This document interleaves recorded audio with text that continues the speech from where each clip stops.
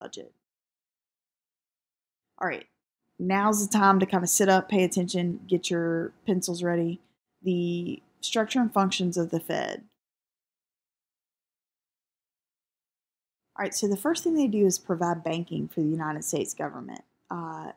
That means that they hold the account for the Treasury Department. So those two sort of go together. So when the Department of Defense needs a check for some battle tanks, they are going to ask for that, and the check will actually come from the Federal Reserve. That's the bank. Just like if you were to write a check, or if you have a parent who has checks, since we don't use them as much, your name will be on the check, but also the name of your bank. The Federal Reserve is the bank in this case. They buy and sell government securities. That's going to be a big part of what we talk about with our course. They issue paper currency, so they are the ones who control the supply of M0 in our country. That money goes out, even though it's printed at the Treasury or made at the Mint, it actually doesn't become official currency until it rolls through the Federal Reserve, and I'll post a video that helps show that. I know you're asking, well, what happens if it gets stolen? Well, there's traceable serial numbers and things, but beyond that, of course, that'd be different, although Federal Reserve security is extremely tight. They clear checks for banks. So what that means is if I were to travel outside of my Federal Reserve district, let's say I went to visit my friend Margaret in Seattle, and I write her a check for something. She'll take it to her bank in Washington. They'll take it to their Federal Reserve branch bank.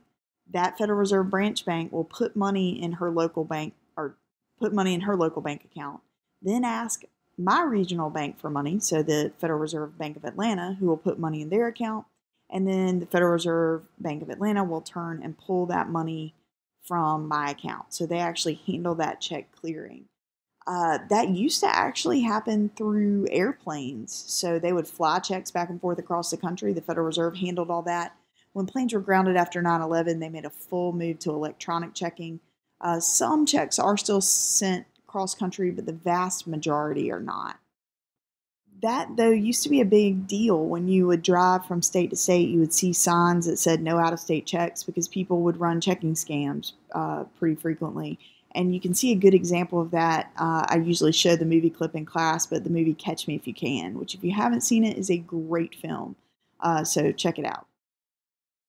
All right. They regulate the banking system. So the Federal Reserve, like I said earlier, they fined Wells Fargo for some violations of policy. They keep an eye on major banks, and they perform stress tests after 2009. They make sure that banks could handle it if they lost some loans due to some sort of economic meltdown, perhaps like the one we're experiencing now. So hopefully those stress tests will help banks to be better able to handle what we're dealing with now with the coronavirus.